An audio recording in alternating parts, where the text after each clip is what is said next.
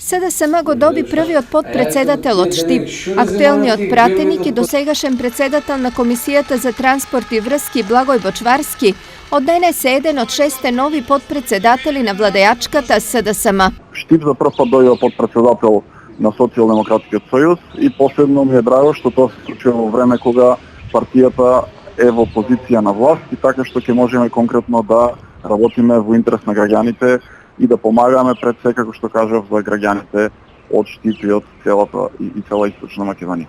Изборот на Бочварски на втората по важност и значење партиска функција значи и зајакнување на позициите на Штип во партиската хиерархија на социјалдемократите.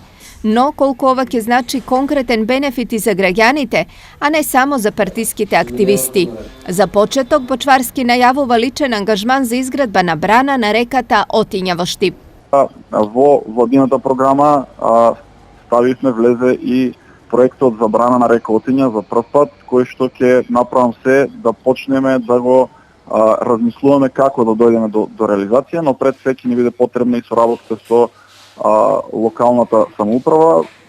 Верувам на наредните локални избори Социјалдемократскиот сојуз ќе ја преземе власта во општина Штип, така што ќе можеме многу полесно да дојдеме до реализација со подршка од владата на еден ваков капитален проект. Изборот на Бочварски за подпредседател е еден вид на амортизација на незадоволството на членовите на СДСМ од Истокот, кои останаа без свој кадар во првиот и вториот владин ешалон.